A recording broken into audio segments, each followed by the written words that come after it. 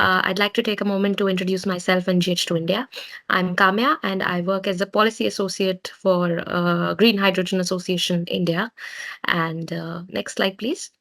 So GH2 India is a multi-stakeholder platform dedicated to accelerating the development and deployment of green hydrogen in India. We work very closely with the Ministry of Energy and state governments, different industry leaders and think tanks to, accelerate India's clean energy moment. Our work majorly focuses on these three pillars: enabling environment, capacity building, market creation. And under these pillars, we undertake various activities like conducting various symposiums. We do a lot of webinars, and this particular webinar is the second webinar that we have collaborated with the Belgian Hydrogen Council, and we would like to focus particularly on the Indian market for our Belgian partners on two major aspects. One would be Indian policy and regulatory aspect, which would include latest frameworks, incentives, certifications, etc., under the National Green Hydrogen Mission of India. And the second would be the project pipeline and industry development, which would highlight electrolyser, growth manufacturing, hydrogen and ammonia projects, port readiness, etc. Next slide, please, Abhinav. So GH2 India, as I already explained, we work with a lot of partners and we collaborate on a lot of things like supporting policies, sharing knowledge, building connections, and catalyzing investments. Next slide. And today, GH2 India is working closely with a lot of members like Acme, Adani Renew, AM Green. Recently, we also visited the port of Antwerp Bruges and the Air Liquide factory, as highlighted by Isabel, which was another part of our collaboration.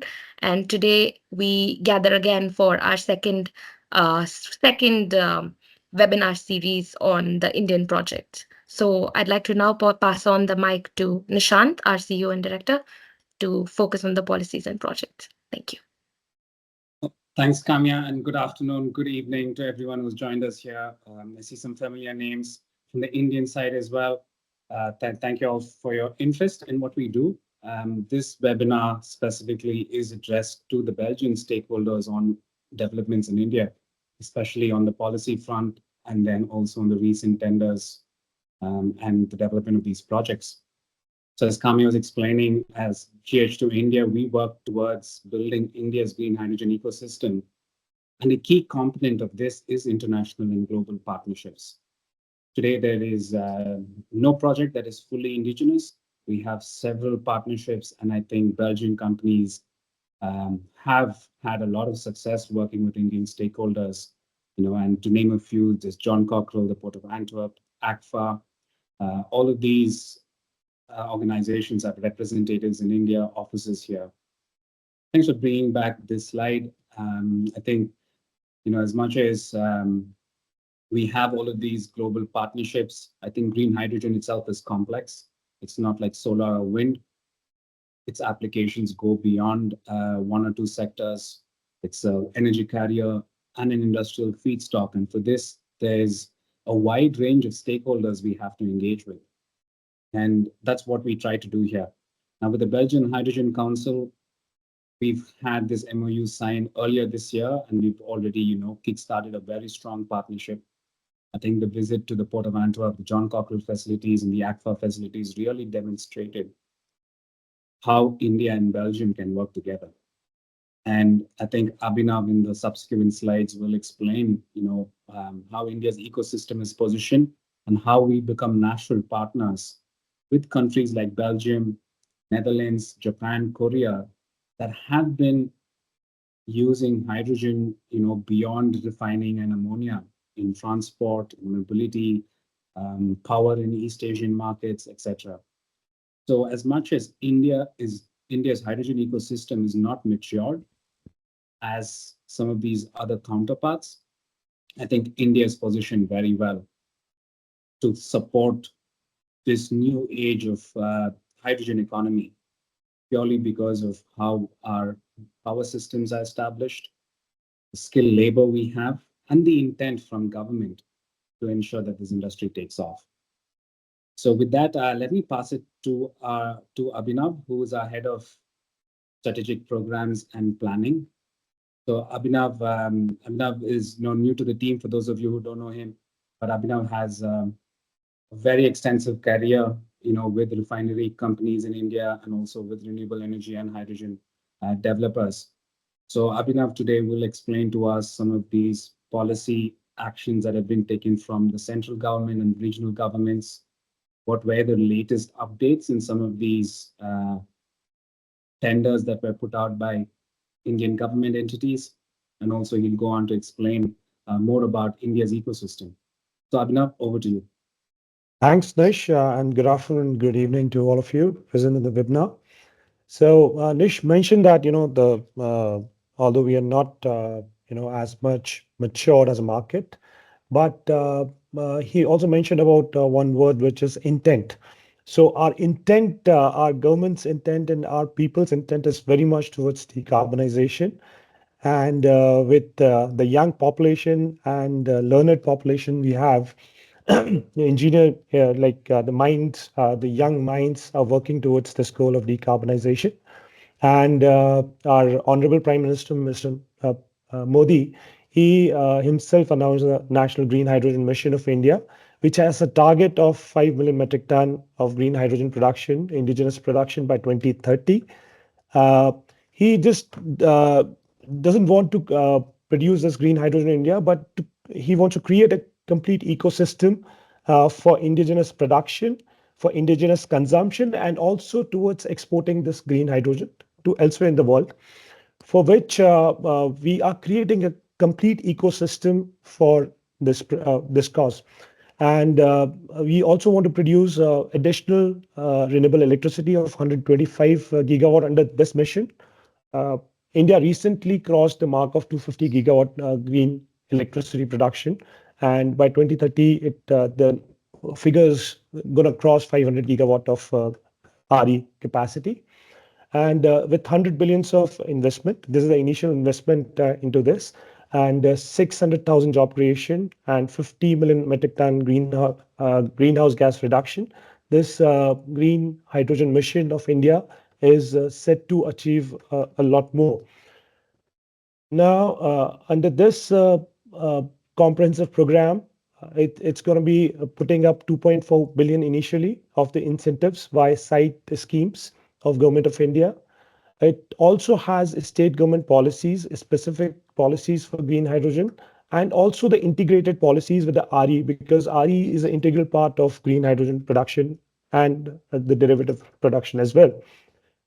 Also, as per the estimates, 61 billion potential incentives are uh, in the pipeline from the state government policies to boost the green hydrogen development, including capital subsidies, uh, subventions, and GST and taxes reimbursements and all.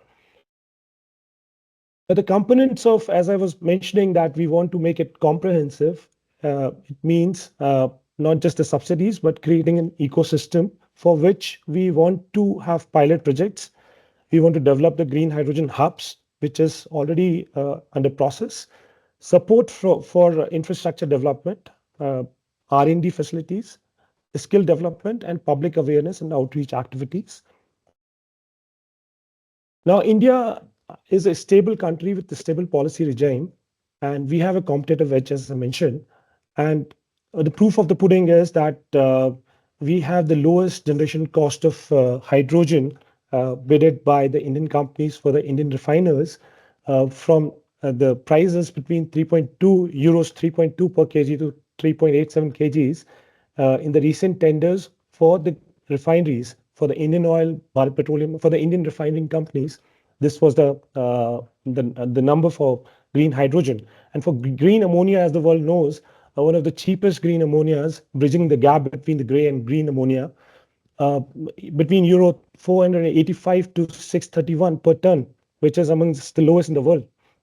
So, so the policy and the real action is happening in the field. So domestic tendering for more than 50 KTP of green hydrogen for the refineries has been done. 725 KTP of green ammonia for fertilizer production tendering has been done and has been awarded. So we are also very competitive for exporting this green derivatives, green molecules across Europe, across East Asia, Japan, South Korea. This slide talks about the average cost of the incentives given by the government of India over a period of 3 years. The total value comes out to be around 527, around 500 crores of Indian rupees for 860 KTP of green hydrogen. Now, this is a very, everybody, there's a buzzword about India for the green ammonia sector that we recently finalized 13 tenders for our the 13 fertilizers plant across India. Those have been mapped here, like which all customers, which all factories of fertilizer plants, and a total quantum of 724,000 tons per annum of green ammonia has been awarded. That is more than 25% of total India's ammonia import. These are the prices. As I was mentioning, that the rates, the prices are really competitive, and we are looking at a price as low as euros 485 per ton of green ammonia. And so this has really excited the Indian markets, and we are all set to make these projects live in coming years. Now, this slide is talking about, as you see, the refinery, all the plants, the fertilizer plants were positioned at the green hydrogen hubs, which are essentially in the part of Odisha, which is the eastern part of India, Tamil Nadu, which is the southern part, and the western part, which is Gujarat. So these companies are having their projects for green ammonia production, majorly for exports and also for Indian consumption. As you seen, the Siki ammonia tenders were for Indian consumption. And these are the hubs wherein the complete ecosystem is being created. And this is the quantum of commitments received from the end user, off-takers, for all these companies, the likes of Acme, Semcorp, Greenco, Oshore, and Hygienco. Now we are moving towards a $2 per kg reality by 2030. This is what we feel, and this is as per the EY analysis done recently. As I was talking that there are three tenders which have been awarded by Indian Oil, HPCL, and BPCL. These are the Indian refiners.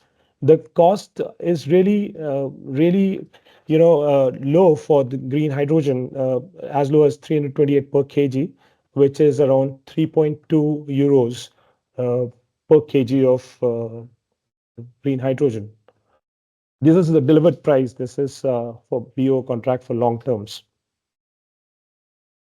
This is the site scheme also under NGHM for 3,000 megawatts of manufacturing capacities of electrolyzers awarded to several companies. Although few companies are not mentioned here, but those have also shown interest. MNCs have shown interest. Here you have seen the likes of Adani, John Cockrell, Reliance, L&T, all are in the picture. This is for electrolyzer manufacturing.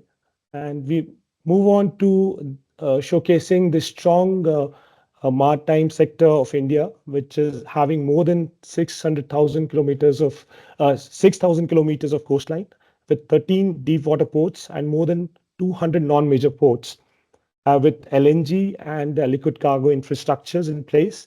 And as you know that we are a nation of 1.5 billion, our energy consumptions are increasing day by day. And LNG consumption and the port usage is going to increase tremendously in the coming future. And near to these ports, we have identified the green hydrogen hubs, as I have mentioned in the previous earlier slides as well. India, although under NGHM, our target is 5 MMTPA, million metric ton, by 2030, but Indian developers have already announced project for 9 million metric tons of NH3 production, 2 million metric tons of ammonia export at advanced stages of offtake discussion, along with the other derivatives such as methanol, SAF, and other things are also under progress. See, this is 10 million metric ton. I was talking about, we have 5 million metric ton of target, but we have demand for more than what we produce. And we have a large domestic hydrogen market, which is expected to grow more than 6.5% CAGR to 16 MMTPA by 2040. We have one of the least cost for RE production, uh, 30 to 45 per megawatt hour. And to INR, it is like day by day, it is reducing in the recent government tenders. Currently, it is between INR 2.4 to 4 per kilowatt hour. We have a robust grid system, and one of the beauties of India is the grid system, which is a single grid, unlike the European grid systems. Presently, the capacity is 450 gigawatt, but expected to rise to 950 gigawatt by 2030. Government is working towards that. We have 60 billions of transmission cost favors by state governments announced. So we have target of net zero by 2070, but I'm sure that this target we are going to achieve a little early, and we have achieved the Paris Agreement's targets for India. And India has a strength of robust manufacturing system across the board for creating this ecosystem and supply chain for green hydrogen and green ammonia, green hydrogen derivatives. We are having 60 gigawatts of solar module capacity, which is going to increase, which is going to triple by 2030. And we have strong EPC players, foreign MNC, Indian players such as L&T. We have presence of other company of MNC companies like ThyssenKrupp Nucera, Siemens, Linde, all working towards this cause of creating a robust ecosystem for green hydrogen production. All the equipments and everything indigenously we are capable. Electrolyzer, as I mentioned, that several Indian as well as MNC companies, including European companies, have announced to have the production facility in India.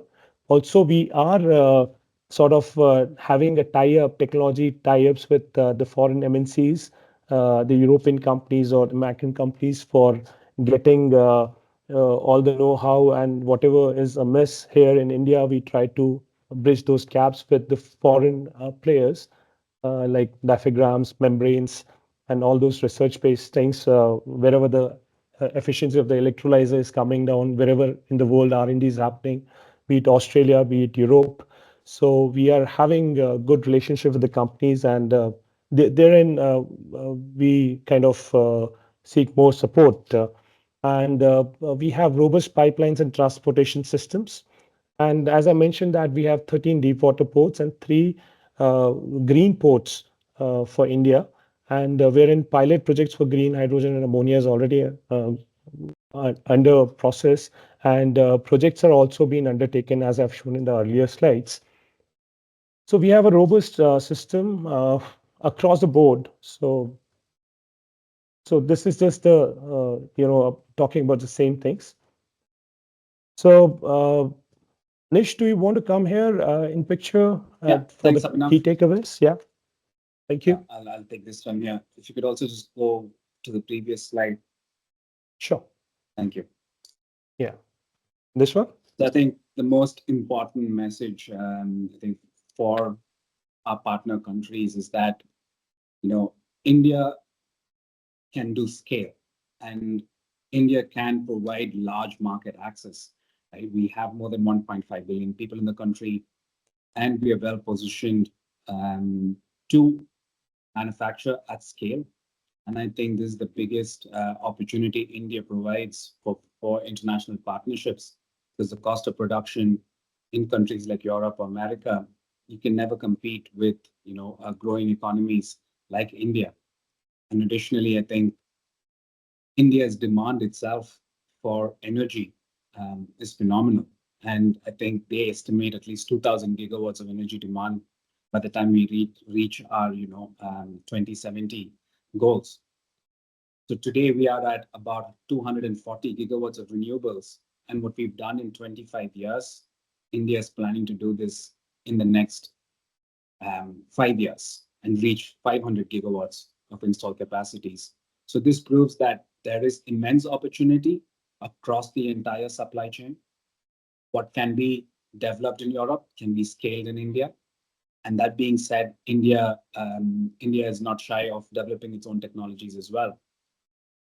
There are several universities, research institutions in India that are doing this, and I think it's a well-known fact. Indian minds have been shaping several global technologies across the internet, across marketing, so many other sectors as well.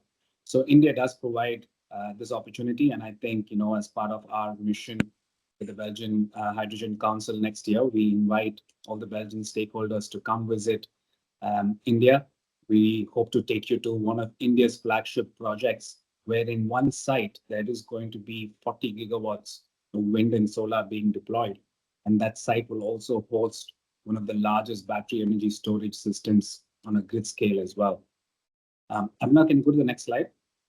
Well, I think the key takeaways are here, our domestic consumption is at 7 million metric tons, going up to 15 million metric tons in the next decade.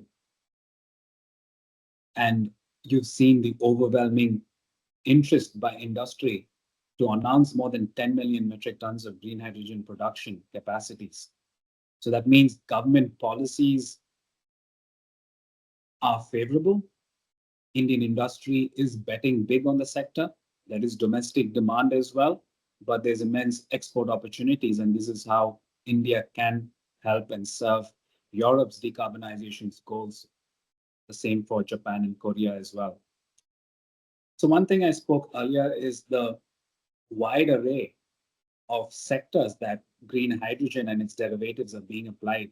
And I think the biggest emerging opportunity is the maritime sector.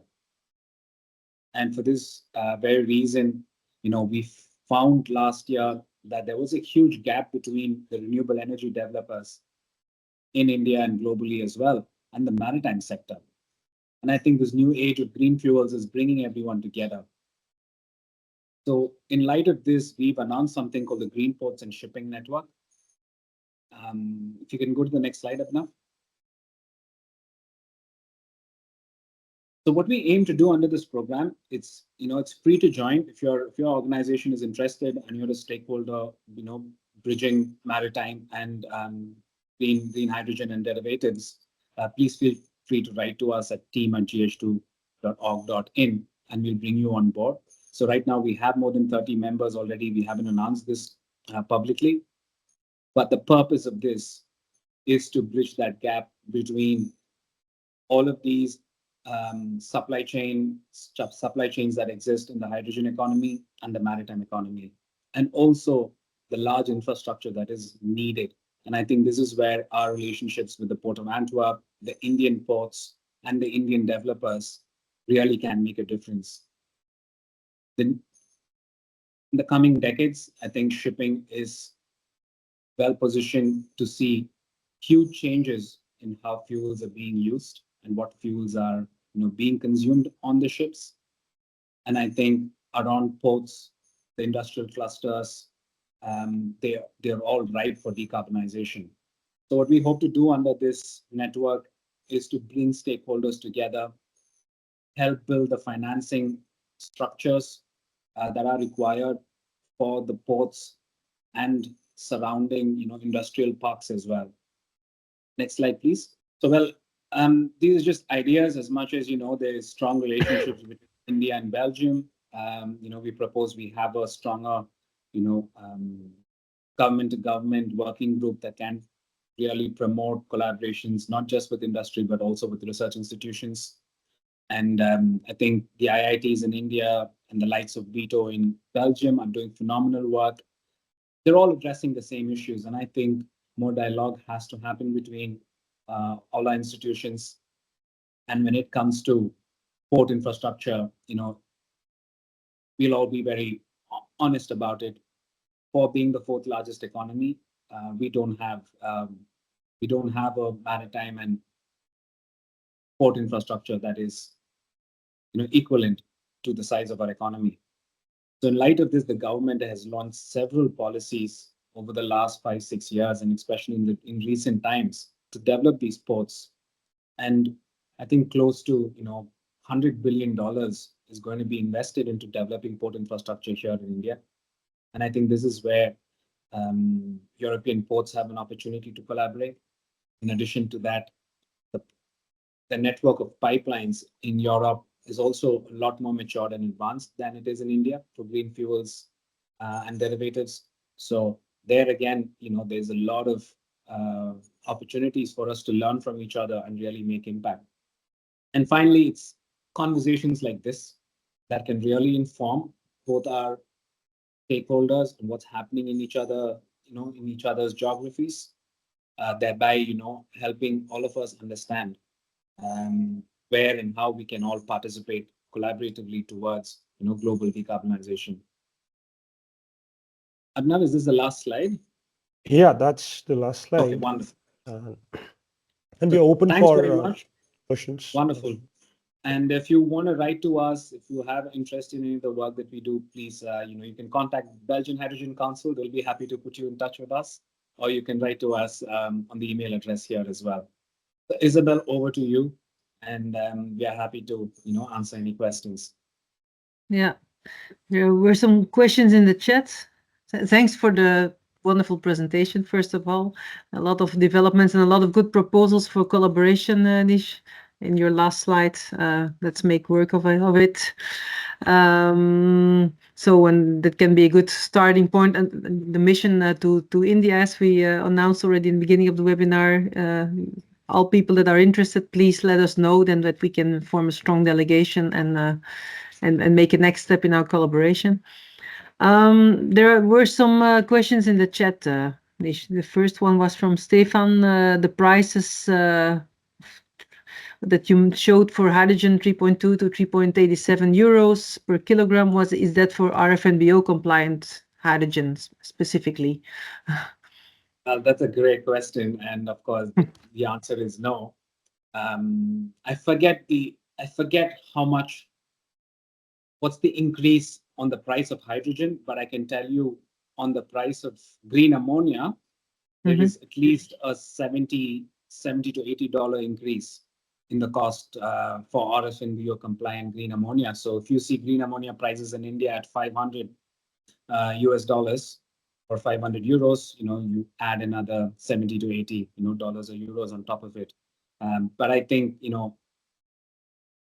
what Indian developers are comfortable with today is somewhere around $700 per ton of ammonia, which is RFNBO compliant, sent to Europe. Yeah. Ranges between 50 to 700, and 700 is almost delivered to Europe. Okay, clear.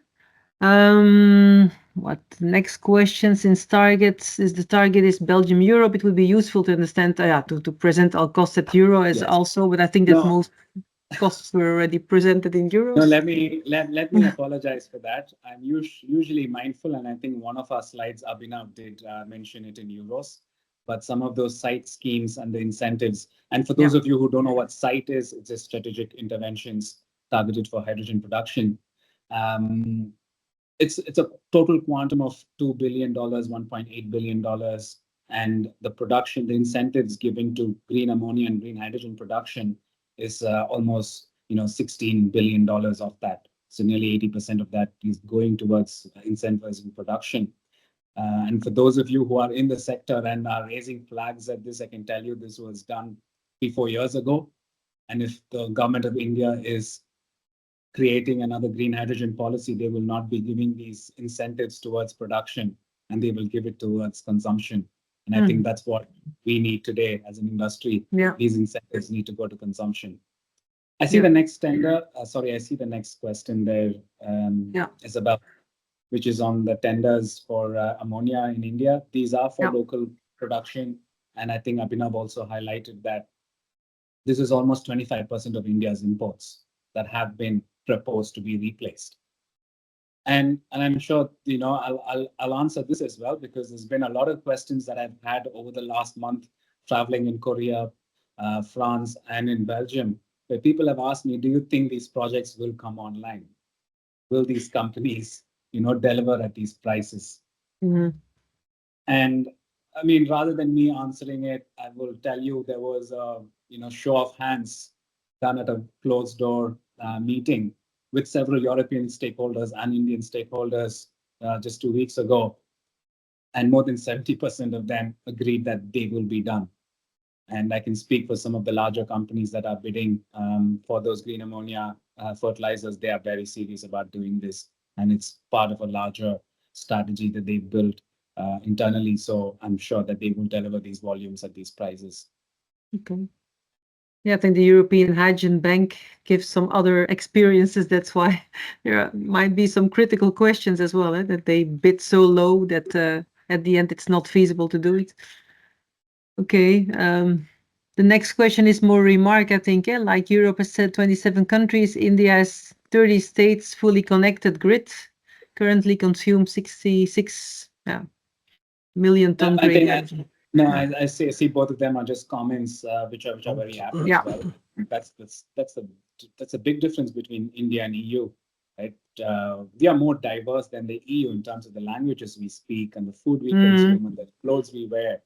And as much as we are very diverse, when it comes to the power market, we are very well connected. And all of our states and the grid itself, functions in synchronicity. And I think complying with RFMDA will not be a big challenge for Indian developers as well. And of course, steel is a growing sector. I think after maritime, steel will see a lot of volumes, beyond refineries and ammonia.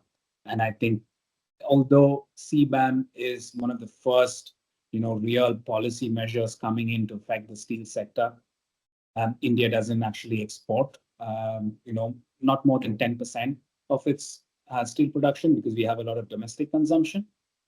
But the Indian ministries have been putting out some policies, targets to reduce, emissions from steel.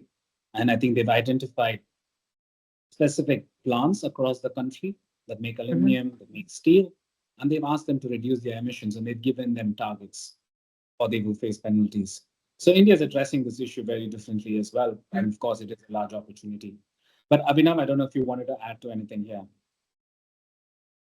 No, certainly India is moving towards that direction, and there's a huge opportunity. And yeah, we are the advantage with us is the consumption. Consumption of energy is going to increase. Consumption of steel, cement, everything is going to increase. So for all of that, we are dependent on energy, and most of our oil we import from outside. And there's a chance for India to actually reduce those subsidies, those import bills, and be independent. Yeah. And in the process, by exporting some of these things. So the government takes this very seriously because oil prices, for oil we are dependent. So we don't want to be like Europe doesn't want to be dependent on Russia. We also don't want to be dependent on. Want to be independent, right? So for that, we are moving very fast. As Nish mentioned, that we are adding 2.5 gigawatts of RE capacity every month. So which other countries doing at such a pace? Advantage with India is low cost of labor. We have lot of people at every segment. Be it from for EPC point of view, be it from the strategic point of view. So we have good young brains, and we feel that we'll be able to achieve more. And government is very supportive and is very strong as in for implementing these things. So that's going to help. Yeah. Great. Okay, there's also a question on also whether there are also prospects of moving towards C2 and C3 chemicals. Presently, advanced. yeah, so petchem, C2, C3 is what petrochemical products, ethylene, propylene, butylene, and all those products. Yeah, this- But majorly, whatever we can do from the hydrogen molecule and with the waste carbon dioxide, probably by carbon capture, we'll be able to do that, or from biogenic source of carbon. So I think methanol is a good use case for both for this question, for addressing this question, and for both for maritime as well. So apart from green ammonia, green methanol has a lot of potential, for which a lot of companies like Adani are taking it very seriously. In the Gujarat, a lot of development is happening in methanol. Yeah. And also to mention, I think Reliance is really betting big on Reliance this. is, They've been very quiet on their plans, but I've been speaking to their teams, and they make a lot of these, petrochemicals. Mm-hmm. Yep. So Really? $100 billion invested Yeah. in port in years. Is this already earmarked? Could you send additional information? It's come from Stefan. Sure, Stefan. I think it's a combination of several policies.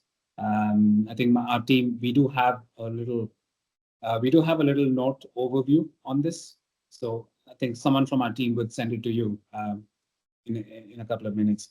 So Kamya, if you could, share that overview of maritime policies with Stefan, please. And Stefan, this is Sure. part of Yeah. the work that we do in green ports in the shipping network. So I think the Port of Antwerp hasn't officially signed up to be a part of the network. So No, I maybe already this is a sent little it. match to you. Yeah, I sent it to the colleagues already. I saw it. Good. Good. Okay. Regarding the shipping, what are your activities already in India on ammonia and methanol shipping? Do you have already also the vessels? I mean, what is actually happening in India on the application side, maritime? Yeah, that's a very good question, and this is where I think we have to be humble and honest that India has not been building. As much as we have improved in the last 10 years, some quality vessels for the Navy have been built here, and they are taking a lot of international contracts. Mm-hmm. But I think there's a lot of demand for traditional vessels, and innovation is not in par with advanced economies. So, to the best of my knowledge, all I know is that there are fuel cell powered ferries that are operating in inland waterways, but large methanol or ammonia ships have not been built. But bunkering facilities have already been established in Gujarat at the port of Kandla. We have a few very strong Belgian players on ammonia shipping, so that might be complementary then. Indeed. I think there's a lot of complementary traits between the two countries. I think the John Cockrell AM Green partnership is a big testament to that. And also you have players like Relay and the rest who are involved, in various sections of the projects. And I think for India's green ammonia to be exported to Europe, Antwerp is a gateway, and so is the port of Rotterdam. And I think having all of these other companies that are co-located with your facilities near the ports, I think it makes things easier for collaboration and joint activities. Okay. Any other questions from the audience? Some remarks? We will distribute the slides for sure. We also recorded the webinar. If you would like to have that, you can always ask us to listen again or to send to your colleagues if it's needed. I don't know, Nish, whether there are some other things now, or whether we can close the meeting if there are no more questions from the audience side. Isabel, I think the only closing remark I have is what we look forward to, and I think within the next 2 quarters, I think we are expecting a Belgian delegation to visit India. Yeah. And what I can promise to show you is some of the largest projects that are existing in the sector, right? The large Kavda renewable energy park is phenomenal, and there's something else being developed there which is not announced publicly, but you will see the largest grid-scale battery energy storage systems in the vicinity as well. And I think what is happening in the port of Kandla in Gujarat is a good example of what is to come in the other ports in India. And we've focused in our presentation on 3 ports, which was identified by the government of India, which is Gujarat, Odisha, and Tamil Nadu. But there are so many other ports in India that will be exporting green ammonia and also bunkering green fuels. So there's a lot to take note. See, India is the 4th largest economy. So it has a lot of activity going on, and it's hard for, a small organization like ourselves to also keep track of this, because now suddenly, there's steel and there's aluminum, and then there is maritime now, which we had to really dig deep and understand what these terms mean and what opportunities they hold. So I think, we look forward to welcoming you all to India, and subsequently we will bring another Indian delegation sometime next year in the second half, hopefully. So we look forward to, keeping this line of communication open. And if there's anything you all want to reach out to us for, we're always here to, answer your questions. So with that, thanks very much, Isabel. We appreciate your partnership and collaboration, and we look forward to more. Thanks a lot. We will launch from the Belgian side. We will launch a call to all our members whether there is interest for the mission to India beginning next year. There was one last question in the meantime in the chat about geological white hydrogen. Is there any exploration in India for a white hydrogen at the moment? Good. There has been noise about it. They have found some repositories, but I don't think the large conglomerates are betting on it, nor is the Indian government. There is no white hydrogen policy yet. And I think that's where that stands. It's far away in the future. First, see what other countries that have discovered white hydrogen can make of it. I guess there's enough other opportunities. Okay, then let's. So a big thank you, Nish and colleagues, for this interesting webinar. We will receive the slides and distribute it among the audience, and so we will hear from you soon. Great. Have a nice afternoon or evening. Thanks, Isabel. Thank you. Bye. Thank you. Thank you, everyone. Bye.